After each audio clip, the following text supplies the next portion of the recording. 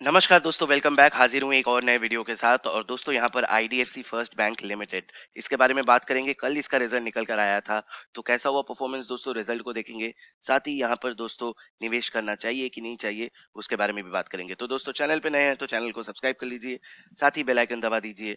और अभी तक अगर आपने डीमैट अकाउंट नहीं खोला है तो नीचे डिस्क्रिप्शन में आपको लिंक मिल जाएगा, वहां क्लिक करके फ्री में डीमैट अकाउंट खोल सकते हैं। तो दोस्तों मार्केट कैप हिसाब से देखेंगे तो 17,000 करोड़ का मार्केट कैप है। अभी फिलहाल 30 रुपए के प्राइस पे ट्रेड कर रहा है। 52 वीक हाई लो देखेंगे तो 48 और 17-18 रुपए के रेट पे चलाया था कोविड 19 के टाइम पे। बुक वैल्यू 27 का है। और उसको छोड़ के दोस्तों अगर आप इसका बाकी फंडामेंटल देखेंगे तो उतना कुछ यहाँ पर आपको खास दिखाई नहीं देगा। रिटर्न ऑन कैपिटल एम्प्लॉयड 5% का है। रिटर्न ऑन इक्विटी नेगेटिव में है, -17% के आसपास। और यहाँ पर इन्वेस्टर्स अगर देखेंगे दोस्तों तो एफ का यहाँ पर होल्डिंग है। उन्होंने लास्ट जून क्वार्टर से अगर आप देखेंगे तो अपना होल्डिंग बढ़ा है। मगर आप अगर सितंबर 2019 से कंपैरिजन करेंगे तो यहाँ पर आप क्लियरली देख पा रहे हैं बहुत हद तक इन्होंने अपना होल्डिंग कम कर दिया है। आगे देखते हैं दोस्तों डीआईआईज अगर देखेंगे, डोमेस्टिक इन्वेस्टर्स, उन्होंने अपना होल्डिंग बहुत बढ़ाया है। देखिए मार्च में 4% था और जून तक देखिए 11% इनका होल्डिंग चला है। तो इन्होंने बहुत अपना होल्डिंग बढ़ाया। और उसको छोड़ के यहाँ पर दोस्तों पब्लिक का होल्डिंग भी 33% के आसपास का होल्डिंग है। अब दोस्तों रिजल्ट की तरफ चलते हैं, कैसा हुआ परफॉर्मेंस उसको देख लेते हैं। तो यहाँ दोस्तों मैंने कंसोलिडेटेड रिजल्ट खोला है। सारे फिगर्स यहाँ पर लैक्स में है, तो मैं आपको करोड़ में बोलूंगा। दोस्तों सितंबर 2019 का कंपैरिजन सितंबर 2020 के साथ करेंगे। तो यहाँ देखिए दोस्तों टोटल इनकम, ये वाला बॉक्स में ध्यान दीजिएगा। टोटल इनकम अगर देखेंगे तो 4,454 करोड़, 4,454, और इस बार 4,081। तो यहाँ पर 400 करोड़ के से थोड़ा कम, 400 करोड़ के आसपास यहाँ पर ड्रॉप है। मगर फिर भी दोस्तों मैं कहूंगा परफॉर्मेंस ठीक ठाक ही हुआ है। आगे बढ़ते हैं दोस्तों, एक्सपेंस देखते हैं, यानी जो ऑपरेटिंग एक्सपेंस है उसको देख लेते हैं। टोटल ऑपरेटिंग एक्सपेंडिचर अगर देखेंगे एक्सक्लूडिंग प्रोविजंस एंड कंटेंजेंसी, तो दोस्तों पिछले बार देखिए 4,332 हुआ था और इस बार 3,728। तो एक्सपेंडिचर यहाँ पर कम किया है।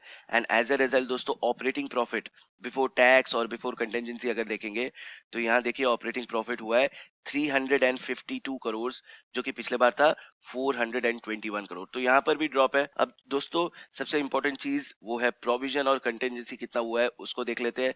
तो दोस्तों पिछले बार का प्रोविजन देखिए 317 यानी 317 करोड़, और इस बार प्रोविजंस में कमी है, 215 करोड़ का प्रोविजंस है। अब ये प्रोविजंस क्या है, ये रेफर नोट नंबर 7 है, तो वहां हम लोग जाएंगे थोड़ी देर बाद।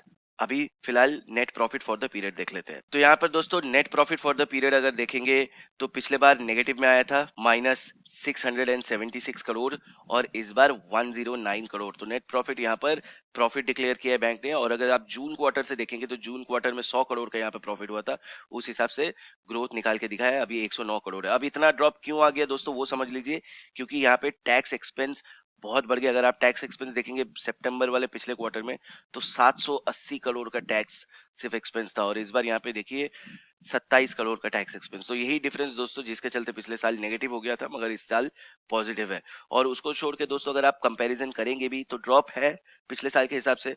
बिफोर टैक्स अगर आप कंपैरिजन करेंगे तो ड्रॉप है नंबर्स में, मगर फिर भी मैं कहूंगा परफॉर्मेंस ठीक ठाक ही हुआ है। अब दोस्तों अर्निंग पर शेयर देख लेते हैं। तो पिछले बार नेगेटिव हुआ था, क्योंकि अगेन आप समझ सकते हैं बिकॉज ऑफ टैक्स एक्सपेंस।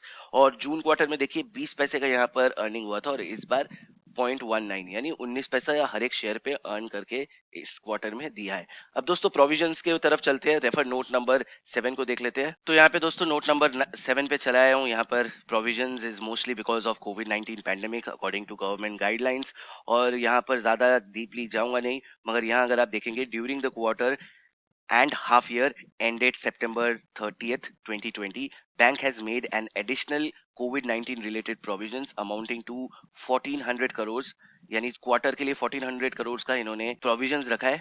और पूरा हाफ ईयरली में दोस्तों 1775 करोड़ का एक एडिशनल प्रोविजंस रखा है। तो प्रोविजंस अभी भी चल रहा है, कोविड 19 का प्रोविजन अभी भी रखा जा रहा है। और अभी तक आप जैसा जानते हैं कि मोरेटोरियम वाला चीज क्लियर नहीं हुआ है बहुत। अभी भी दोस्तों ये जो एनपीए के नंबर आ रहे हैं ये अभी तक क्लियर नहीं है कि आगे जाके क्या होगा। तो चलते इस बार एनपीए क्या हुआ है उसको देख लेते हैं। अब जैसा जानते हैं बैंक के लिए most important thing is NPA, तो एनपीए किस तरीके का आया है उसको देखते हैं। तो यहाँ दोस्तों एनपीए अगर देखेंगे तो ग्रॉस एनपीए देखिए दोस्तों जून क्वार्टर में 1.99% था, वहीं दोस्तों इस बार 1.62% है। तो एनपीए बहुत कम किया, मगर अगेन दोस्तों एनपीए के नंबर्स इसलिए किए नहीं है क्योंकि बहुत लोग अभी भी मोरेटोरियम फैसिलिटी लेकर चल रहे हैं। वो लोग आगे जाके डिफॉल्ट भी कर सकते हैं, तो मुझे लगता है और एक दो क्वार्टर में दोस्तों असली एनपीए के नंबर यहाँ ठीक होंगे। अगर आप नेट एनपीए भी देखेंगे तो दोस्तों 0.51, और यहाँ इस बार दोस्तों नेट एनपीए करके दिखाया है 0.43। तो यहाँ पर भी दोस्तों ड्रॉप है। अगर आप सितंबर क्वार्टर से कंपैरिजन करेंगे तो सितंबर क्वार्टर में देखिए दोस्तों 2.62% का इनका एनपीए था, वहां से ड्रॉप करके 1.62, तो 1% का ग्रॉस एनपीए इन्होंने कम कर दिया। और नेट एनपीए भी अगर देखेंगे तो 1.17% था, वहां से दोस्तों 0.43% चला है, तो बहुत बड़ा ड्रॉप है। और मुझे बेसिकली लग रहा है दोस्तों अभी तक क्योंकि मोरेटोरियम फैसिलिटी ले रहे हैं तो आगे जाके ये एनपीएस के नंबर शायद बढ़ भी सकते हैं। इसका एक और एक प्रूफ यहाँ पर मैं दिखाता हूँ दोस्तों। अगर आप पूरा ईयर एंडेड यानी मार्च का जो रिजल्ट निकला था दोस्तों 31 मार्च 2020 तक का अगर आप रिजल्ट देखेंगे तो तब इनका एनपीए था 2.60%।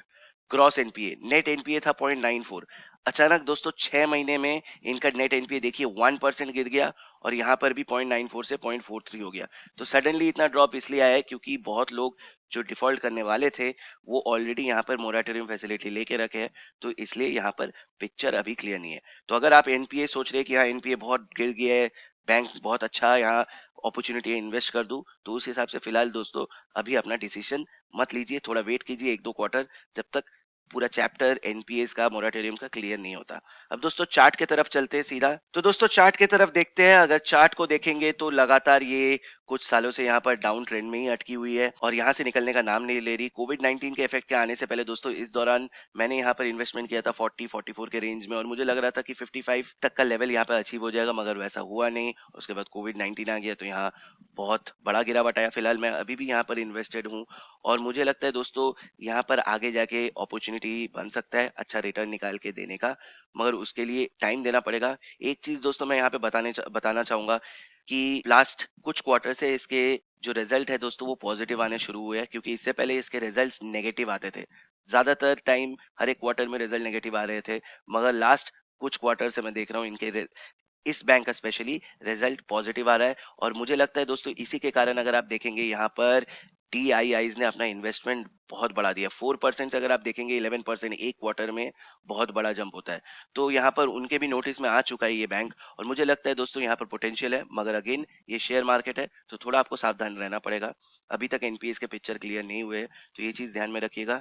फिलहाल अगर आप यहाँ पे इन्वेस्टमेंट करना चाहते हैं तो यहाँ पर दोस्तों फर्स्ट टारगेट आपको 38 से लेकर 40 का टारगेट लेकर इन्वेस्टमेंट करना पड़ेगा। फिर आगे किस तरीके का सिचुएशन रहता है उसके बाद ही डिसीजन लीजिएगा। तो उम्मीद करता हूँ वीडियो अच्छा लगा होगा। मन में कोई क्वेश्चन है कोई डाउट है तो कमेंट करके जरूर बताइएगा।